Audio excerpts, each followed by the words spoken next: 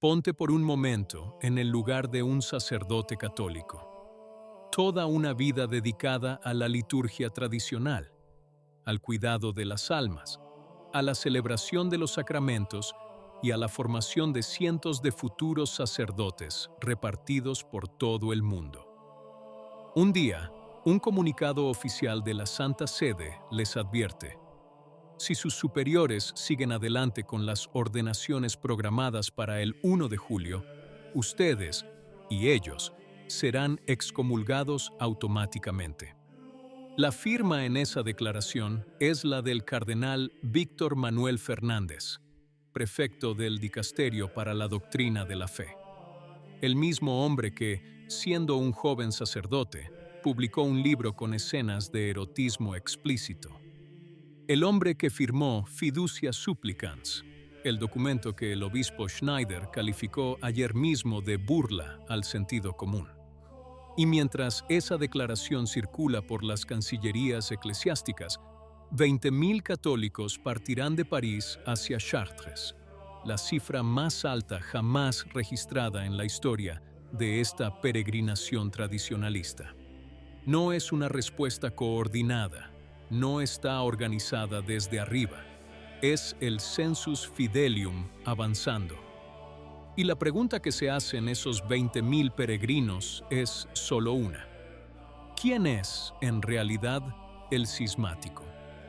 Al final de este vídeo, comprenderás por qué el 1 de julio de 2026 podría ser una de las fechas más cruciales en la historia de la Iglesia contemporánea, y por qué la respuesta a esa pregunta no es tan sencilla como el Vaticano quiere hacerte creer. Esto es lo que sabemos con certeza. El 13 de mayo de 2026, el cardenal Fernández emitió una declaración oficial sobre la Sociedad Sacerdotal de San Pío X. El texto es conciso. Las ordenaciones episcopales anunciadas por la Fraternidad para el 1 de julio en Écone, Suiza, no cuentan con el correspondiente mandato papal. Así pues, citando a Juan Pablo II, este acto constituye un acto cismático, y la adhesión formal al cisma conlleva la excomunión establecida por el derecho canónico. La fraternidad, por su parte, no se detuvo. El superior general, el padre Davide Pagliarani, ya había anunciado la decisión el 2 de febrero de 2026. El 1 de julio se ordenarán 5 nuevos obispos en Écone. Los consagrantes serán los obispos Bernard Fellet y Alfonso de Galarreta. Entendamos quiénes son estos dos obispos y por qué sus nombres cambian por completo el significado de esta historia. Felay y de Galarreta no son nombres cualquiera. Estuvieron entre los 4 sacerdotes a quienes el arzobispo Marcel Lefebvre consagró obispos el 30 de junio de 1988, también en Écone, sin mandato papal y bajo la misma acusación de cisma. Al día siguiente, la Congregación para los Obispos declaró su excomunión latae sententiae. Esa excomunión duró 21 años. El 21 de enero de 2009, el Papa Benedicto XVI la revocó. Hoy, en 2026, los mismos obispos excomulgados en 1988 y rehabilitados en 2009 se preparan para consagrar a 5 nuevos obispos, enfrentándose de nuevo a la misma amenaza. El ciclo se repite con una precisión casi teatral, y la pregunta que nadie se atreve a formular es: ¿se repetirá la historia de 1988 o será diferente esta vez? Antes de responder, debemos entender quién firmó esta declaración. El cardenal Fernández no es una persona cualquiera. Escribió su tesis doctoral sobre Amoris Laetitia antes incluso de que existiera el documento, como si el texto ya estuviera escrito y la teología simplemente tuviera que adaptarse. Firmó Fiducia Supplicans. Presidió el proceso del sínodo que el obispo Schneider, precisamente ayer, calificó de colaboración con grupos de presión en una revuelta contra Dios. Este es el hombre que hoy define quién es cismático y quién no. Existe un aspecto técnico que no debe subestimarse. La excomunión amenazada es latae sententiae. Se produce automáticamente en el momento en que se comete el acto, sin necesidad de juicio, sentencia ni notificación formal. Para cuando los obispos impongan las manos sobre los 5 sacerdotes en Ecón, el 1 de julio, la excomunión ya será efectiva. Para los consagrantes, para los consagrados y para cualquiera que haya cooperado formalmente en el acto. Este es el mecanismo que Juan Pablo II había previsto en 1988 y que la Santa Sede está reactivando hoy con la misma fórmula. ¿Por qué Lefebvre hizo eso en 1988, desafiando a Roma? La respuesta está bien documentada. En una carta dirigida al cardenal Ratzinger, escrita unas semanas antes de las consagraciones, Lefebvre escribió que sin obispos, la compañía sobreviviría como mucho una generación, y que la crisis en la transmisión de la fe a los jóvenes hacía imposible esperar un acuerdo que nunca llegó. El mismo argumento que Don Pagliarani utiliza hoy, en 2026. Palabra por palabra. La verdadera historia comienza aquí. Cuando el Vaticano emitió su declaración, 20.000 peregrinos se congregaron en París, la cifra más alta jamás registrada en la historia de la peregrinación de Chartres. 14.000 personas se inscribieron solo el primer día. Eso no es una cifra, es toda una declaración. La peregrinación partirá el 23 de mayo y llegará a Chartres el lunes 25.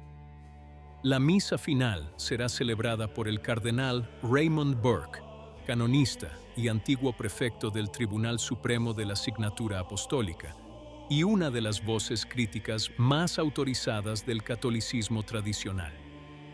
Entre los concelebrantes se encontraba Monseñor Patrick Chauvet, antiguo rector de Notre-Dame de París. La peregrinación a Chartres no está organizada por la FSSPX. Participan fieles de todos los ámbitos de la vida, familias, jóvenes, sacerdotes diocesanos y religiosos. Que 20.000 personas eligieran este preciso momento para marchar hacia la catedral mariana más antigua de Francia no es casualidad. Es una respuesta, espontánea, no impuesta desde arriba, una marcha popular. Vale la pena recordar lo que dijo Benedicto XVI cuando revocó la excomunión de Lefebvre en 2009.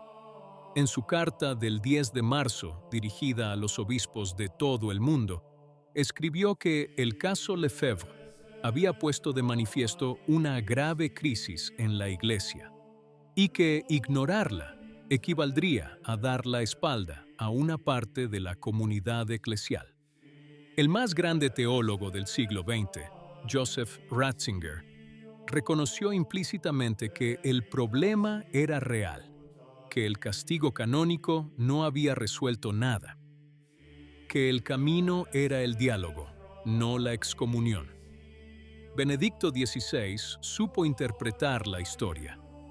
La cuestión es si su sucesor posee la misma capacidad. Y es aquí donde la historia revela su verdadera naturaleza. Por un lado, una fraternidad que celebra la misa de todos los tiempos, forma sacerdotes, administra sacramentos a cientos de miles de fieles en todo el mundo, y que solo pide poder ordenar obispos para asegurar su continuidad pastoral. Por otro lado, un dicasterio que firmó Fiducia Supplicans, que preside un proceso sinodal denunciado como propaganda ideológica global por varias voces episcopales independientes, y que ahora amenaza con la excomunión a cualquiera que celebre la misa de Pío V. El Código de Derecho Canónico define el cisma como la negativa a someterse al sumo pontífice, pero la teología y la historia enseñan que la mera forma jurídica no basta para definir un verdadero cisma. Los obispos arrianos estaban en plena comunión con el emperador. Los papas del período de Aviñón fueron reconocidos legalmente. La forma sin sustancia ya ha engañado a la Iglesia más de una vez. La pregunta que los tradicionalistas se han estado haciendo durante meses es la siguiente: ¿dónde está la verdadera ruptura? ¿En la fraternidad que celebra la misa de todos los tiempos y ordena obispos? ¿O en el proceso sistemático, documentado, denunciado y cuantificado de desmantelamiento de la doctrina católica? Hoy esta pregunta cobra mayor relevancia que ninguna otra, y todo católico debe afrontarla. ¿Quién es el cismático? La respuesta honesta es que no nos corresponde a nosotros juzgar los corazones. Eso le corresponde a Dios. Pero todo católico puede observar los frutos. ¿Qué opinas? Si te gustó el video, comenta amén. Que Dios te bendiga.